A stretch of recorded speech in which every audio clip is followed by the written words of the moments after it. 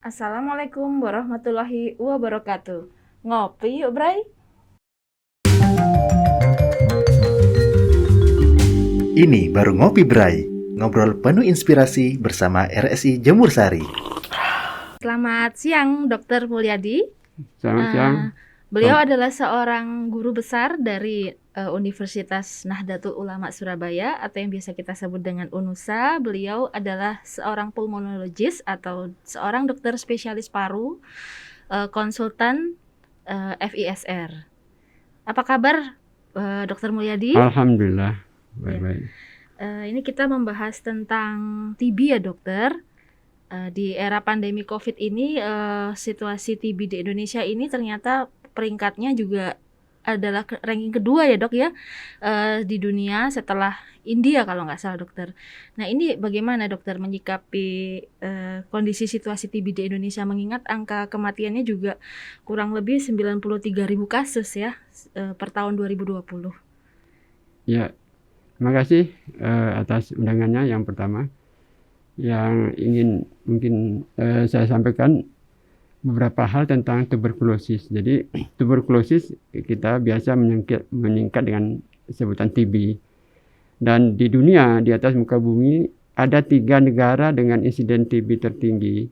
Yang pertama China, India, dan Indonesia. Tiga negara ini dengan insiden paling tinggi di dunia. Dan Indonesia salah satu dari 3 itu. Nah, sampai sekarang angka kesakitan dan angka kematiannya dan angka kecacatannya masih cukup tinggi. Iya, ini pada masyarakat pasti masih kadang bingung ya, Dok, dengan apa sih sakit TB itu atau yang dikenal dengan flek paru ya, Dok? Dan apa penyebab sakit TBC ini? Jadi TB itu sebetulnya disebabkan oleh salah satu bakteri yang kita sebut dengan Mycobacterium tuberculosis. Ini penyakit yang sebetulnya sudah cukup lama ya, sejak ribuan tahun yang lalu. Bahkan sebelum Masehi itu ditemukan di beberapa artefak di Mesir. Dan sampai sekarang belum hilang di muka bumi karena beberapa hal. Nah, ini karena problemnya adalah problem infeksi yang tidak putus rantainya itu. Nah, kita tahu bahwa kasus TB ini dihubungkan dengan kondisi imunologi seseorang. Jadi kalau kita melihat sebagai contoh di Indonesia atau di Jawa Timur lah lebih sempitnya itu, seseorang di mana saja di dunia seseorang terinfeksi oleh kuman tuberkulosis ini tidak serta-merta sakit. Yang pertama itu. Nah, sebagian besar akan sembuh. Tapi yang kemudian terjadi adalah bahwa ada orang tanpa gejala atau gejala awal atau kemudian diketahui sesudah gejalanya parah, lebih berat. Nah, kita tahu dalam istilah kedokteran itu ada TB primer dan ada TB post primer. Jadi kalau kita sebut ini perlu saya sampaikan tentang hal ini karena nanti terkait dengan pertanyaan yang tadi itu. Jadi TB primer itu adalah ketika seseorang pertama kali terinfeksi oleh kuman Mycobacterium tuberculosis. Pertama kali, kapan itu? Belum tentu, mungkin masih bayi, mungkin masa remaja, atau mungkin pada kondisi-kondisi yang lebih lanjut. Jadi artinya pertama kali orang terinfeksi. Dan sebagian besar sembuh. Nah, kalau tidak sembuh dia akan sakit. Nah, ketika masa remaja atau masa dewasa, terinfeksi kembali oleh kuman Mycobacterium tuberculosis ini dan itu disebut post primer TB. Nah, apabila terinfeksi yang pada periode kedua ini, maka manifestasinya itu bisa di paru, bisa di luar paru. Jadi memang, tidak hanya di paru aja ya, dokter? Tidak. Pintu masuknya, rute infeksinya itu memang lewat saluran nafas. Jadi inhalasi namanya, droplet. Jadi terhirup melalui terhirup oleh saluran nafas. Jadi kuman ini terinhalasi, artinya terhirup oleh saluran nafas. Maka pintu masuknya di paru. Tentu karena pintu masuknya saluran nafas, kasus yang terbanyak itu ada di saluran nafas. Di paru-paru ya, dokter? Di paru atau di saluran nafas atas. Nah, kemungkinan yang lain dia akan menyebar ke tempat yang lain di luar paru, bisa di otak, bisa di saluran pencernaan, bisa di kelenjar, getah bening dan macam-macam. Jadi istilahnya TB ekstra paru ya dokter? Iya, betul, TB ekstra paru. Nah, itu yang mungkin kadang-kadang kita kurang aware ya terhadap, ya, karena tidak semua TB itu adalah TB paru, bisa ekstra ya, paru itu betul. yang biasanya kadang juga tanpa gejala ya dokter, Ya. tidak hanya batuk atau sesak napas ya dok ya, kalau yang di luar paru ya yang diserang itu. Ya, jadi misalnya begini, kalau seseorang terinfeksi oleh kuman TB, ada 2 fase yang sederhana, itu sindrom yang saya suka mengatakan itu sindrom metabolik. Jadi karena terinfeksi oleh kuman TB tadi itu, tubuh kita melakukan semacam perlawanan ya, betul, perlawanan, dan reaksi metabolisme, badannya akan kadang merasa meriang, menggigil dokter, demam yang agak ringan ya. Kalau malam itu berkeringat, itu respon imunologi tubuh kita, dan itu biasanya berbulan-bulan. Maka kadang-kala seringkali datang ke dokter atau ke tenaga kesehatan, atau bahkan minum obat mengurangi gejala itu hilang, tapi prosesnya kan masih berjalan. Nah, baru kemudian kalau sudah muncul di paru yang tadi ditanyakan Dr. Meta tentang flek, itu muncul, namanya kita sebut infiltrat.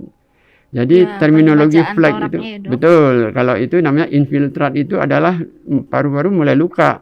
Proses peradangan di paru ya dokter? Iya, betul. Jadi kalau timbul peradangan di paru, infeksinya mulai luka, maka timbul keluhan batuk.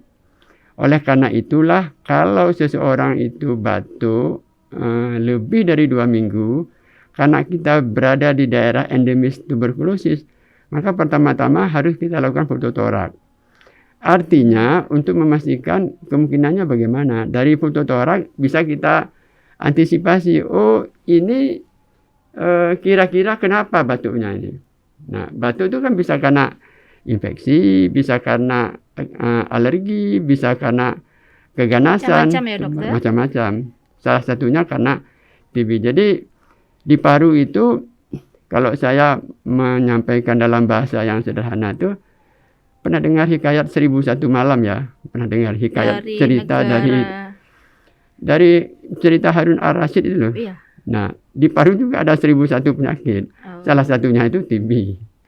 Nah, itu kira-kira begitu dokter Meta. Selain batuk, bisa batuk darah juga ya, tapi belum tentu batuk darah itu TB ya dokter ya, bisa yang lain juga ya. Jadi ya sebaiknya pasien atau orang yang bergejala dengan itu harus periksa ke rumah sakit ya dokter, atau ke puskesmas terdekat gitu ya dok.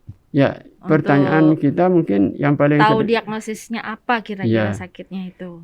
Jadi kapan kita curiga tuberkulosis paru? Iya. Nah, kapan masyarakat harus datang berobat ke fasilitas pelayanan kesehatan nih misalnya? Yang pertama, kalau orang batuk lebih dari 14 hari, itu panduan daripada ISTC. Baik. International Standard Tuberculosis Care. Jadi kalau batuk lebih dari 14 hari atau 2 pekan, yang pertama harus difototorak, ronsen paru. Ronsen dada ya dok? Ronsen dada. Nah, kalau itu TB, biasanya agak sedikit patognomonis itu kalau luka infiltrat kita sebut itu di apex, di puncak paru. Di paru bagian atas ya dokter? Ya. Nah, itu kemungkinan salah satunya kemungkinan besar TB. Tetapi tidak selalu di apex, tidak selalu di bagian atas, bisa saja di bagian bawah.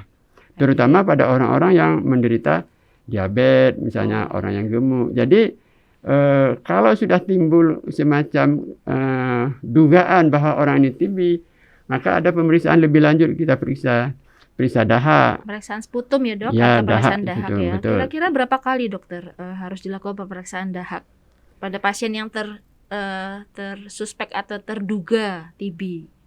Jadi metode pemeriksaan itu banyak ya. Ada 3 kali atau 1 kali. Tapi yang paling penting itu bukan berarti kalau orang negatif bukan TB. Karena TB paru ada 20-40% itu dahaknya negatif. Sputumnya ya, pemeriksaan dahak. Itu. Nah, orang-orang yang seperti inilah yang sebetulnya sakit TB, tapi tidak terdiagnosa TB, tidak diobati TB, dan itu yang menularkan terus. Sebagai sumber penularan Betul. terutama orang yang serumah ya dokter Orang ya. serumah, Selain dekat yang lingkungan. satu lingkungan kerja. Kayak gitu. Betul itu. Jadi orang-orang seperti inilah yang kadangkala menyebabkan penularan itu tidak berhenti. Sebenarnya kalau TB ini dok bisa sembuh nggak sih gitu? Terus berapa lama pengobatan dari TB ini? Nah, TB ini sebetulnya tuberkulosis ini penyakit yang sangat sederhana. Infeksi.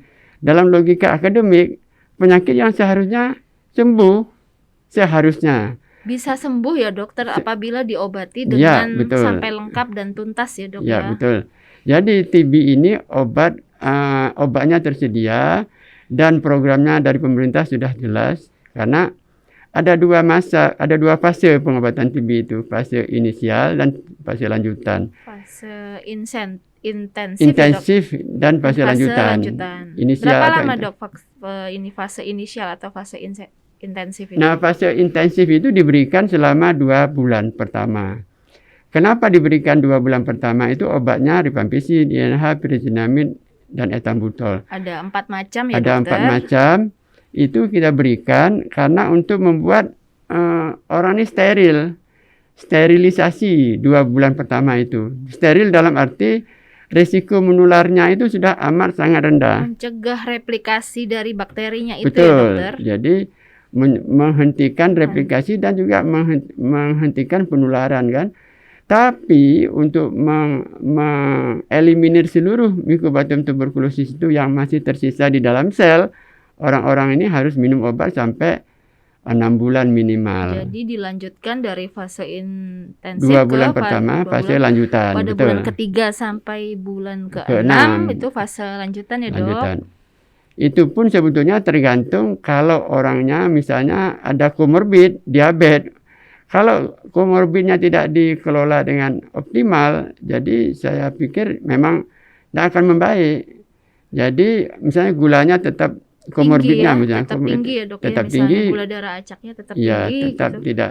tidak optimal kira-kira Jadi begitu. harus komorbidnya harus dikendalikan juga ya dokter. Betul, Jadi tetap betul. harus berobat untuk diabetesnya di samping dari sakit TB-nya itu ya dok. Betul. Kemudian bagaimana dok? Apakah ada perlu pendampingan ya? Mengingat ini kan kalau berobat TB itu kan masanya panjang ya dok. Dan obatnya besar-besar itu dok. Jadi kadang-kadang masyarakat tuh ada rasa putus asa gitu Jadi ya. itu dalam program penanggulangan TB itu Mungkin ada support namanya dari keluarga gitu. ada namanya program DOT. Program DOT itu ada 5. Salah satunya Strategi, misalnya Dok. ketersediaan obat. Orang yang sakit TB itu secara regulasi daripada kementerian dan negara seharusnya terregistrasi sama dengan orang COVID ini. Orang sakit TB itu harusnya terregistrasi sampai dinyatakan orangnya sembuh atau bagaimana atau resisten. Dan dalam program DOTS ini pencatatan, pelaporan, kemudian ketersediaan obat, ada salah satu item itu adalah ketersediaan pendamping. Yang dikenal dengan PMO ya, Pengawas minum obat, pengawas pendamping atau pengawas pendamping minum obat ya. minum obat Pengawas ya, minum dokter, obat. ya. Siapa? Orang terdekat. Berarti yang satu rumah ya dok? Yang orang terdekat bisa anak, bisa adik, bisa suami, bisa istri, untuk memastikan bahwa orang ini sudah mengikuti protokol apa tidak. Obatnya itu. benar-benar diminum ya dok. Betul, Kadang betul. kan ada yang dibuang itu. Nah, masalahnya yang problemnya ini kalau kita lihat sehari-hari, tadi kan ada 2 fase intensif atau fase inisial itu. Kalau sudah 2 bulan pertama itu orang merasa sudah nyaman, Sudah merasa enak, batuk berkurang, sesak betul. berkurang. Betul. Lalu mereka tidak meneruskan ya, jadi Ya. atau putus obat ya, berhenti minum Ya, obat. Padahal harus minum sampai 6 bulan ya dok ya. betul. Jadi merasa sudah sembuh. Nah, kalau berhenti, resikonya akan timbul resisten obat tadi itu. Jadi Yang TB TB multi RO, resisten ya, obat atau resisten MDR obat, ya dok, MDR, betul. multi drug resistant. Nah, kalau timbul resisten ini yang agak repot karena protokolnya tidak lagi sederhana yang tadi kita diskusikan itu. Lebih ribet. Karena masa ininya dok ya, masa pengobatannya jadi Lebih bisa sampai panjang. 12 sampai 24 bulan ya dok ya. Betul. Nah, kalau orang resisten obat, TB resisten obat, dia akan menular strain yang resisten ini ke orang lain. Nah, itu kan urusannya lebih panjang. Jadi seperti lingkaran setan ya dok. Betul, Jadi betul. sumber penularannya tidak diobatin sehingga dia menulari ke sekitarnya ya dokter. Ya, Ada pepatah yang bilang satu orang penderita TB itu bisa menularkan 15 orang sekitarnya yang dia kontak erat atau ada betul. hubungan kerjaan atau yang satu rumah kayak gitu. Ya, betul. Ya, berarti ini memang harus butuh kesadaran dan kewaspadaan masyarakat ya dokter. Jadi TB ini sebetulnya kan tanggung jawab semua orang memiliki tanggung jawab terhadap siapa saja, apakah keluarga, dokter, para medis, orang awam, siapa saja. Awam dalam arti orang lingkungan ya, lingkungannya non medis maksud saya. Masyarakat awam ya dokter. Termasuk siapa saja. Tenaga kesehatan. Ini seperti sekarang kasus COVID ini.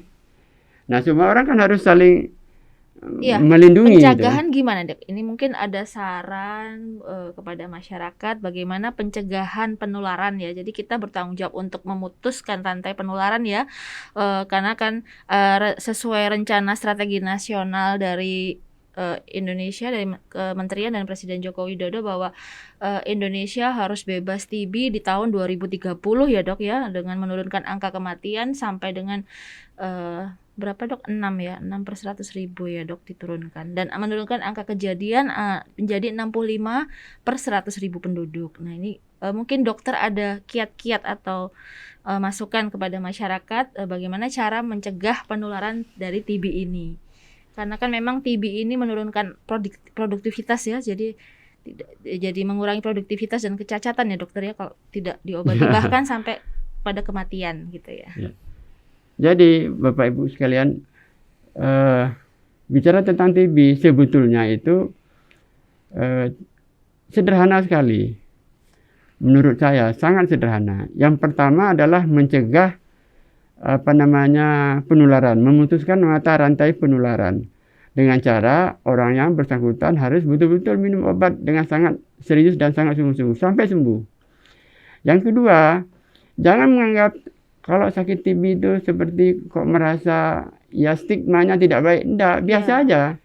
Jadi sakit TB itu sesuatu yang seharusnya sembuh. Bisa sembuh sempurna tanpa bekas kalau kita berobat dengan sungguh-sungguh sejak awal. Jadi kapan kita curiga sakit TB? Kalau batuk lebih dari 2 minggu atau 2 pekan ya. Nah, sebaiknya di fototorak untuk memastikan apakah TB atau bukan. Nah, kalau tenaga medis menganggap curiga TB akan dilakukan pemeriksaan lebih lanjut. Sekali kita terdiagnostik TB, tidak usah cemas, tidak usah khawatir, tidak usah merasa rendah diri. Biasa aja. Biasa aja. Itu bukan sesuatu yang bukan suatu aib ya dok. Bukan. Jadi diobati dengan sungguh-sungguh sampai dinyatakan sembuh. Kalau sudah sembuh ya selesai. Artinya kita melindungi diri kita juga melindungi keluarga dan teman-teman dan lingkungan kita. Jadi sekali lagi tidak usah merasa minder, tidak usah merasa kecil hati, tidak usah merasa malu, karena TB itu sesuatu yang bisa terjadi pada siapa saja tanpa kita duga-duga. Begitu Dr. Meta mungkin. Baik. Masukan dari saya. Iya. Mungkin ada faktor penunjang lagi dok selain kita harus waspada terhadap angka ini ya, memutuskan rantai penularan, bagaimana dengan faktor nutrisi, kemudian menjaga di rumah itu supaya matahari juga cukup masuk ke dalam rumah, kamar, ventilasi udara itu juga mempengaruhi ya dokter? Ya, jadi jadi tidak hanya dari kumannya tapi kita menjaga lingkungan itu gitu. Ya, standarnya sanitasi higienis di rumah ya dok. Sanitasi. Jadi kalau kita melihat selama pandemi COVID ini kan relatif ya, orang semua dipaksa untuk mengikuti protokol sanitasi yang seharusnya. Dan saya pikir sikap kita selama pandemi COVID ini, sikap-sikap sanitasi, bersih cuci tangan, kemudian cara batuk. Etika batuk ya. Cara Bagaimana batuk. dokter mungkin bisa mengedukasi ke masyarakat bagaimana cara etika batuk yang benar? Nah, kalau batuk yang benar itu seperti yang sudah diajarkan dalam masa pandemi COVID ini. Yang pertama, kalau batuk sekali lagi jangan dipaksa, jangan disenang-senangkan untuk wah batuk salah. Itu yang pertama. Yang kedua, memakai penutup siku yang seperti diajarkan sudah mungkin banyak dilihat di leaflet itu. Nah, batuk itu merupakan sumber penularan daripada TB. Oleh karena itu, mari kita kalaupun terpaksa batuklah dengan benar yang beretiket supaya tidak membahayakan orang lain di sekitar. Itu Dr. Meta dari saya. Oke, kemudian ini tadi terakhir dok pertanyaannya, OAT, obat anti tuberkulosis ini bisa didapatkan di mana aja sih dok? Nah, sekali seseorang terdiagnosis tuberkulosis, kalau boleh kita katakan itu, sekali TB, maka orang itu akan mendapat obat itu gratis. Obat TBC itu gratis. Berarti gratis bisa di puskesmas ya dokter? Bisa didapat di puskesmas, di fasilitas pelayanan kesehatan tingkat 1, atau di rumah sakit yang melayani bisa di mana-mana. Jadi artinya sebetulnya obat-obat tuberkulosis itu obat-obat yang bisa kita dapatkan secara gratis. Tetapi sekali lagi kalau memang berobat di suatu tempat, nanti melanjutkan berobat di tempat itu karena akan terdaftar, akan terregistrasi seperti memang harusnya obat-obat itu didistribusikan pada pasien-pasien TB. Dan sekali lagi saya ingin pesankan, jangan pernah berhenti minum obat TB sampai dinyatakan sembuh oleh tenaga kesehatan. Itu dari saya, Dr. Meta. Terima kasih Dr. Mulyadi atas waktu yang diberikan, bisa menyempatkan hadir dalam podcast acara Ngopi Bray, ngobrol penuh inspirasi bersama RSI Jemur Sari Surabaya. Mudah-mudahan bermanfaat bagi kita semua. Bagi sobat sehat yang mempunyai topik maupun ide di podcast berikutnya, bisa ketik di kolom komentar dan bisa langsung juga ke Facebook ataupun Instagram RSI Jemur Sari Surabaya. Sampai jumpa di Ngopi Bray selanjutnya. Wassalamualaikum warahmatullahi wabarakatuh.